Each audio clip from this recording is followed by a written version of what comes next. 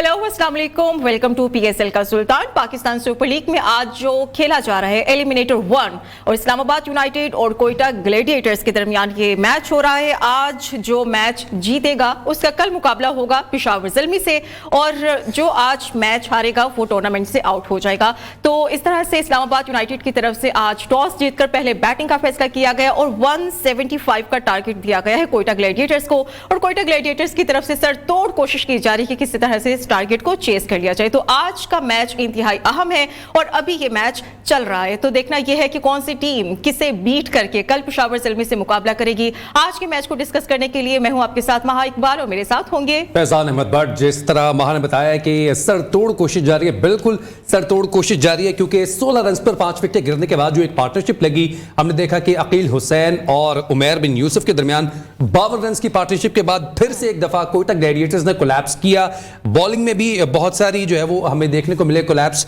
और अब सिचुएशन ये है कि 129 पर 9 आउट हो चुके हैं और मैच तकरीबन खत्म हो चुका है और इस्लामाबाद यूनाइटेड इस मैच को जीतकर अगले मैच में क्वालिफाई करने के लिए कामयाब होती नजर आ रही है। इस मैच पर बात करते हैं, हमारे साथ मौजूद है हमारे गेस्ट इमरान नजीर और हमारे स्पोर्ट्स जर्नलिस्ट चिराग बलोच। इमरान भाई, आप कल कह रहे थे कोयटा ग्लैडिएटर्स मैच जीतेगी और जिस तरह से मैंने लॉजिकल जवाब दिया कि कोयटा की परफॉर्मेंस कोई अच्छी नहीं है। हमने जो लास्ट मैचेस देखे हैं वो बहुत मर के जीते हैं। शुरू में कोयटा ग्लैडिएटर्स ने इस टूर्नामेंट का अच्छा आगाज तो किया था, लेकिन जैसे जैसे टूर्नामेंट का इख्तिताम होता हुआ नजर आ रहा था उनकी टीम बिल्कुल ही ऑफ कलर नजर आ रही थी। आज भी वही हुआ, 1 रन के मजमूई स्कोर पर दोनों ओपनर्स जो है वो पवेलियन लौट गए और साथ ही साथ पे दर पे विकेट गिरने के बाद जो 175 का टारगेट चेज होता नजर आ रहा था, इतना मुश्किल नहीं था इस पिच के ऊपर, वो भी चेज नहीं कर पाए।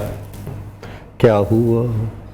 किसी एक ने तो जीतना था ना यार। नहीं, इस तरह इतनी गंदी परफॉर्मेंस। अच्छा, पहले आप इमरान नज़ीर बाबा अब एक मैच गलत। नहीं मैंने ये थोड़ी और एक आधी गलती बाबे से भी हो जाती है। अच्छा, मैं एक चीज़ यहाँ पे ज़रूर डिस्कस करूँगा फिजान, अगर थ्रू आउट हम कोयटा की अगर स्पेशल बैटिंग की बात करें तो मेरा ख्याल है कि वो रेली रूसो हो, जैसन रोए हो, अगर मैं अदर प्लेयर्स स्पेशली अगर मिडल ऑर्डर की बात करूं तो वो हमें कहीं भी ऐसा कोई कॉन्फिडेंट और बड़ा एक लड़ झगड़ के मार के अच्छा, उनका सबसे प्लस पॉइंट क्या था ऑल ओवर द टूर्नामेंट के उनकी बॉलिंग अच्छी। अच्छा, आज उनकी बॉलिंग की अगर मैं बात करूँ, अबरार की करूँ या अकील हुसैन की करूँ या वो आमिर की करूँ या वट एवर सबकी ही, तो मेरा ख्याल है ऐसी पिचेस पे और जिस तरह आमिर ने स्टार्ट किया था पहला बॉल ही गप्टल को, शोर तो काफ़ी पाया था लेकिन थोड़ा और इधर कर देना फिर तो बाजी जानी थी, लेकिन लग रहा था कि यार आज क्योंकि उनकी बॉलिंग पे मुझे बड़ा एक वो कहते हैं ना कॉन्फिडेंट कह सकते हैं, बिकॉज आपका जब पिच ऐसा हो और आपने पहला बॉलर ही बड़ा मज़े का डिलीवर किया हो, तो आई थिंक मेरे ख्याल में उनकी बॉलिंग, लेकिन end of the day Islamabad बिल्कुल व्हाट अ बैटिंग और स्पेशली गप्टल रट लगा रखी थी कि अच्छा, इसमें ही नहीं कि सब नहीं हमने लगा रखी थी और जिस टाइप का वो बैटर है यार, वो उसकी इनिंग्स अगर आज देखा है तो मेरा ख्याल है कि उसकी इनिंग्स विनिंग मैच कह सकते हैं, बिकॉज जैसी पिच और जिस टाइप के बॉलर्स और जिस तरह उन्होंने वो कहते हैं ना प्लेयर बड़ा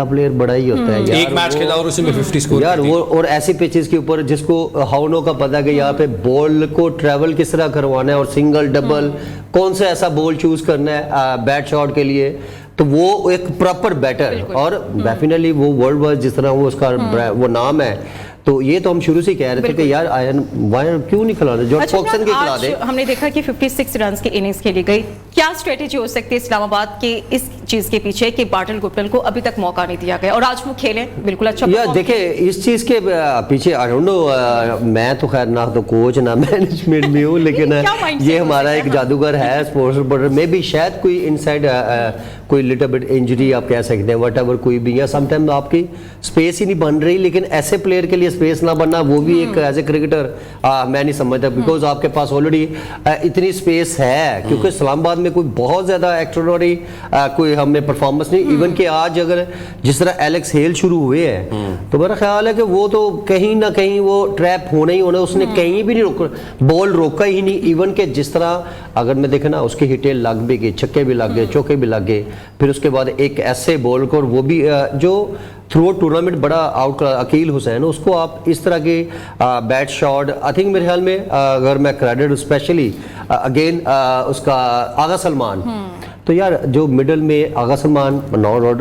एक बड़ा मिडल में प्रॉपर बैटर है, और उसने भी जिस तरह पिच को रीड की और जिस तरह गप्टिल के साथ एक इनिंग्स बिल्डअप की, तो बीच में अच्छा नीचे आज शताब की अगर बात करूं, आजम की बात करूं, या एक आधे मेरे ख्याल में किसने और 23 इस तरह की इनिंग्स जो बिल्डअप की, तो आपका टोटल एक मजेदार, और फिर आपकी बॉलिंग पे तो चलो क्रेडिट मैं दूंगा, लेकिन कोयटा की तो बैटिंग बिल्कुल ही वो कहते ना एक विद इन सेकंड क्लैप्स। तो ये बड़े मैच में आई थिंक मेरे ख्याल में ऐसी बैटिंग अगर दो प्लेयर पे बड़ा एक कॉन्फिडेंट हम कह सकते हैं। अगर मैं बात करूं सौ शकील, फिर उसकी मैं जैसन रॉय, और तीसरा चले रेली रूसो, जो कि एक बड़ा मिडल में प्रॉपर मैच लेके चलने वाला और जिस टाइप का वो बैटर है। तो आई थिंक मेरे ख्याल में जब आपकी बैटर ही इतना टोटली क्लैप्स कर जाए, फिर बीच में आके अगर मिडल में आप करें कि यार थोड़ी पार्टनरशिप लगी 50 रन की, अनफॉर्चुनेटली यार अकील हुसैन भी रन आउट हो गया, तो वो फिर एक लंबा टारगेट, वो बड़ा मुश्किल था। और अभी कोयटा की तरफ से बैटिंग भी जारी है। फैजान, क्या सिचुएशन चल रही है? 135 रन हो चुके हैं, 9 आउट हैं और क्रीज पे मौजूद हैं, और ये 10 विकेटें हो चुकी हैं, 135 रन से बना सके, और जो है कोयटा ग्लैडिएटर्स ये मैच को हार चुकी है, और इस्लामाबाद यूनाइटेड ने एलिमिनेटर 2 के लिए क्वालिफाई कर लिया। और कल वो इस्लामाबाद यूनाइटेड और पेशावर ज़ल्मी का मैच हमें देखने को मिलेगा। 39 run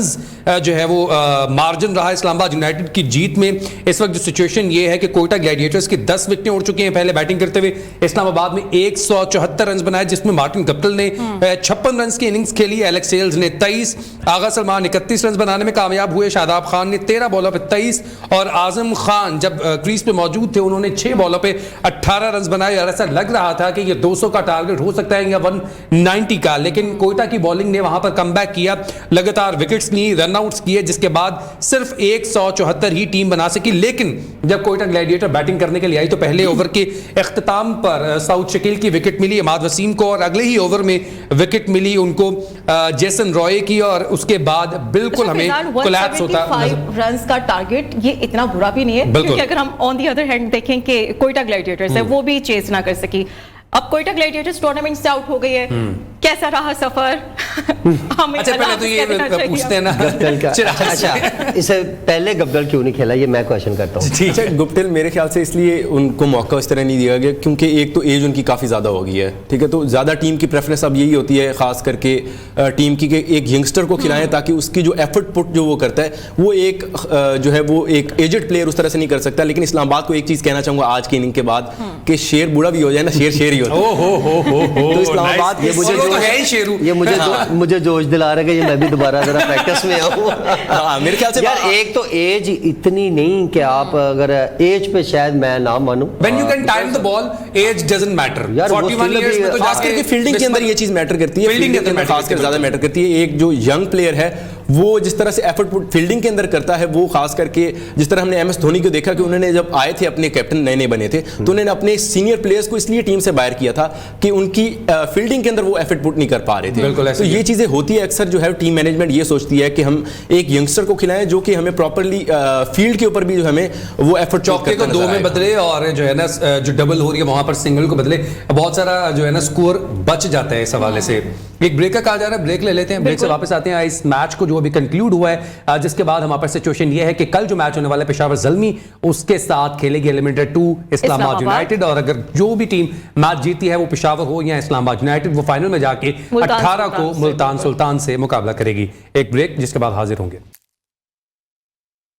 welcome back. Islamabad United ने एलिमिनेटर 1 में कोयटा ग्लैडिएटर्स को शिकस्त देकर एलिमिनेटर 2 के लिए क्वालिफाई कर लिया है, और कल के मुकाबला होगा पेशावर ज़ल्मी के साथ इस्लामाबाद यूनाइटेड का, और यकीनी तौर पर बड़ा कॉन्फिडेंट नजर आ रही है इस्लामाबाद यूनाइटेड, क्योंकि जिस तरह से वो कमबैक करते हुए नजर आ रही है और अपनी पोजीशन को स्ट्रॉन्ग करते हुए नजर आ रही है। तो कल का कंपटीशन कैसा रहेगा, कल कैसे कौन सी टीम कंटेस्ट करेगी, क्योंकि बाबर आजम एक तरफ है तो दूसरी तरफ शादाब खान होंगे। तो इमरान से हम बात कर लेते हैं। इमरान, कल कैसा आप कंटेस्ट देख रहे हैं, स्पेशली इस्लामाबाद यूनाइटेड, क्योंकि हम देख रहे हैं कि कमबैक भी किया बड़ा अच्छा और एक स्ट्रॉन्ग टीम अब बन चुकी है। हाँ, परफॉर्मेंस वाइज आज अगर बात करें तो बड़ी एक वो कहते हैं ना डेंजरस टीम, और जिस टाइप की अगर मैं बॉलिंग की बात करूँ स्पेशली अमाद वसीम, और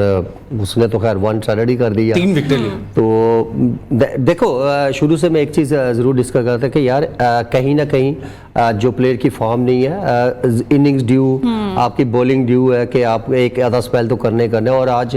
अगर देखा जाए तो मेरे ख्याल में इस्लामाबाद यूनाइटेड में स्पेशली अगर गप्टिल की बात करूं तो वो आते ही वो जिस तरह वो इन फॉर्म बैटर नज़र आए। फिर नीचे से देखो आज़म खान थोड़ा सा, अगर मैं जस्ट एक टिप के थोड़ा, क्योंकि इस टाइप का बैटर पाकिस्तान टीम को रिक्वायर्ड है ओनली मिडल में। ठीक है। अगर आपको देखें ना चांस मिल रहा है और आप अपनी एबिलिटी देखें ना, आपने ऑलरेडी छक्के मार लिए, सारा कुछ कर लिया, तो वो एक ऐसा बॉल था कि यार एक टॉप क्लास बॉलर जो टूर्नामेंट में जिसने सबको वक्ता डाला हुआ है, मार भी लिया, बस उसको बस करना ना मार, तो वो एक